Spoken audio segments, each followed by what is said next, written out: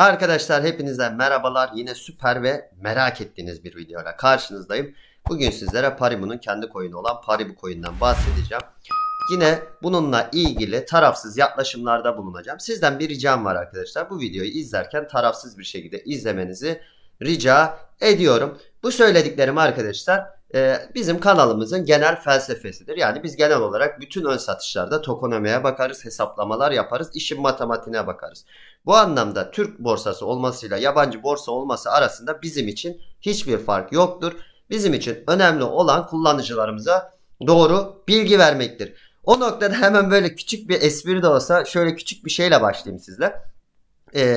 Yani beni Türk düşmanı ilan etmeyin. Çünkü ben Türk milliyetçisi bir insanım. Aynı zamanda bu eleştiriyi yapacaksanız Paribu'ya yapın. Niye? Paribu.net.paribu.com'a girdiğinizde adamlar İngilizce dilinde white paper hazırlamış. 30 sayfa bize hazırlamış light paper kısaltılmış 17 sayfa.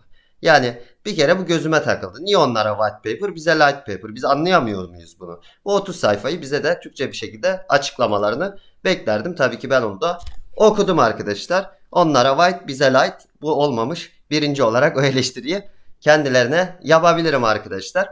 İkinci olarak şimdi biraz tokenomiye geçelim. Tokenomik ön satışlardaki en önemli kısımlardan bir tanesi. Şimdi ön satış aşamalarına baktığımızda birinci seçenek olarak lanse edilen ön satışlar arkadaşlar yarın saat öğleden sonra 2'de gerçekleşecek, her ikisi de. Toplamda 25 milyon token 9 TL'den satılacak ve bunların %10'u Paribu coin listelendiğinde bunu alanlar %10'unu ne yapabilecek? Kilitleri açılmış olarak ellerine geçirebilecek. İkinci seçenek ise 12 TL'den satılacak ve toplamda 5 milyon tane coin ne olacak arkadaşlar? Buradan da direkt olarak çekilebilir halde piyasaya girecek. Yani bu iki seçeneği hesapladığımızda totalde 7,5 milyonluk bir coin'in satış kısmında piyasaya girebileceğini söyleyebiliriz. Ama bunun üzerinden hesap yapamayız arkadaşlar. Çünkü bunun bir tokenomiği var. Hemen bu sayfayı aşağıya indirdik. Bunları da bırakacağım size. Bakın pardon, bu sayfayı aşağıya indirdik.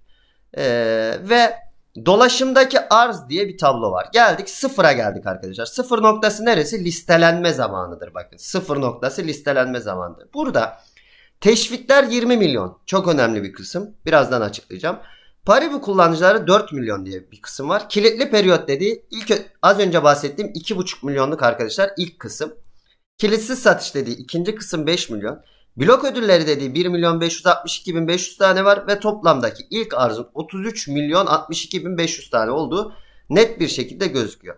Şimdi bununla ilgili biz tabii ki araştırma yaptık. Hatta ekiple bile buluştum, öyle söyleyeyim. Paribu'nun canlı desteğini bile aradık, öyle söyleyeyim.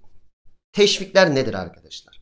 Yani teşvik dediğiniz şey nedir? Bunu ilk önce bize bir açıklamanız gerekiyor. Bu arz ilk arz olarak 20 milyon, bakın satılan 7,5 milyon. İlk dolaşımdaki arzın yani kilitsiz arz 7,5 milyon.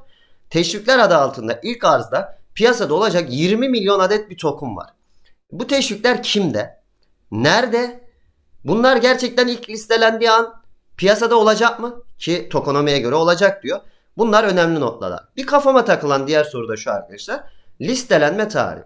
Şimdi listelenme tarihinde de sıkça sorulan sorulara geldiğinizde bakın. Paribu işlemlerimi ne zaman yapabilirim dediğinde adamlar açık bir şekilde demiş ki mainnet'in aktif olmasıyla açılacak demiş. Şimdi gelelim hocam, o zaman mainnet ne zaman aktif olacak? Bu coin ne zaman listelenecek? Şimdi bir listelenme tarihi var mı? Yok arkadaşlar. Yani listelenme tarihi belli değil. Listelenme tarihi neye bağlıymış? Mainnet'in aktif olmasına bağlıymış.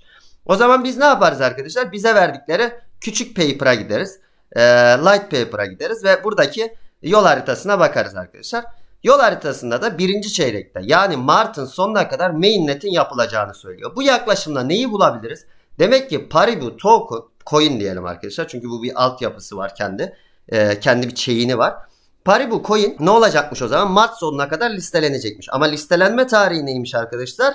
Belli değilmiş. Şimdi şuna geleceğim, merak etmeyin. Şuna geleceğim. Bu coin alınır mı alınmaz mı? Senin yorumun ne hocam? Bunu kendi yorumumu açık net bir şekilde size anlatacağım. Bununla ilgili hiçbir sıkıntı görmüyorum. Şimdi devam edelim. Dediğim gibi bu 20 milyon kısmı, bakın bu 20 milyon kısmı kafamızı karıştırıyor. Ben bunu böyle yorumladım, siz de yorumlayın. Şimdi Mart'a kadar bir süreç var arkadaşlar. Bu Mart'a kadar süreçte bu 20 milyon dağıtılacak mı?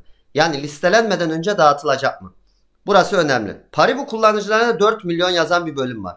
Bu dağıtılmış olacak mı arkadaşlar? Yani Mart sonuna kadar ne zaman listeleneceği belli değil ya. Bunların tamamı dağıtılmış olacak mı? Yani kısaca biz ilk coin listelendiğinde 33 milyon 62 bin 500 tane coinle mi gireceğiz? Yoksa biz ilk listelendiğinde 7,5 milyon coinle mi gireceğiz? Bu ikisi birbirinden çok farklı arkadaşlar. Bakın 7,5 milyonla 33 milyon arasında 4 kattan fazla bir fark var. Yani 4 çarpı 4 bir market kaba eşit oluyor.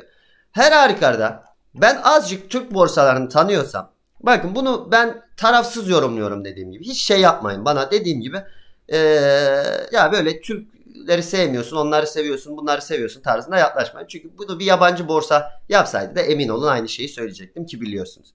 Şimdi bunu bilmiyoruz ya arkadaşlar. Yani 33 milyon mu girecek? 7,5 milyon mu girecek? Ama ben biraz Türk borsalarını tanıyorsam genellikle şöyle yaparlar.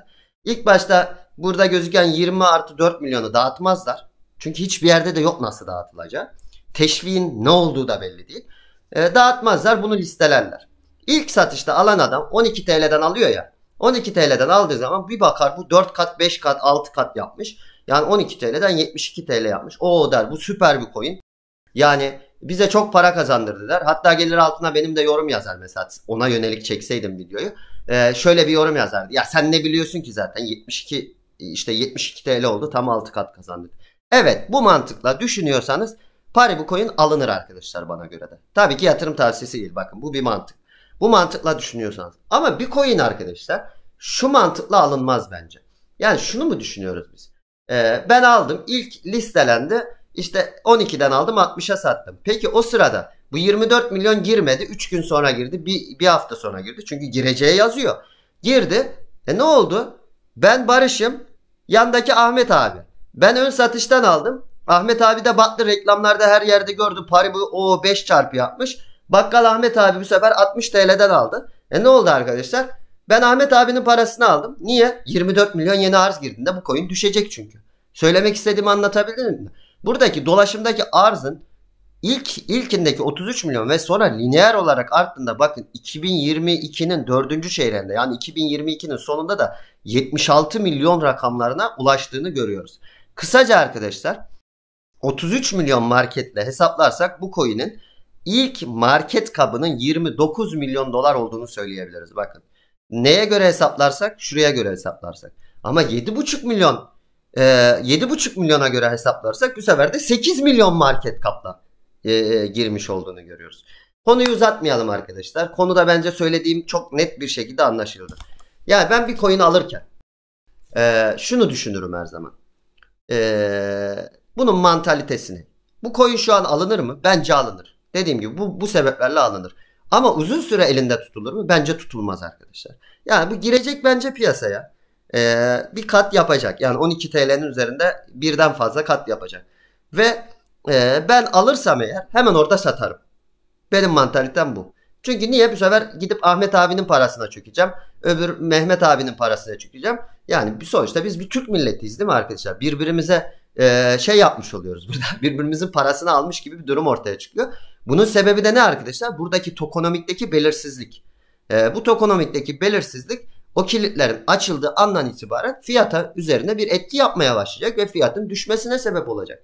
Keşke arkadaşlar white paper onlara göre geniş, bize light paper çok önemli değil. Buradaki teşvikler adı altındaki birim açık bir şekilde anlatılsaydı. Biz de bilseydik ki bu teşvikler kimlerde, kimlerin elinde, 20 milyon tanesi de birinde mi, 10 milyonu birinde mi, teşvik ne demek? Bunların bence açıklanması gerektiğini düşünüyorum. White paper'ların ya da light paper'ların daha güzel bir şekilde, daha açık bir şekilde, daha kullanıcı deneyimine yönelik yapılması gerekiyor. Tabii Türk insanının genel olarak kriptoya yatırımı şey olduğu için, yazı tura atmak şeklinde olduğu için Paribu şu an tam yazı tura atılacak bir coin arkadaşlar. Yazı mı gelir, tura mı gelir? Bunu hep birlikte göreceğiz. Sizleri seviyorum arkadaşlar. İlerleyen videolarda görüşmek üzere. Bu arada tabii ki şu istirhamı da unutmayalım. Nokta da olsa yorum atın arkadaşlar. Sizleri seviyorum.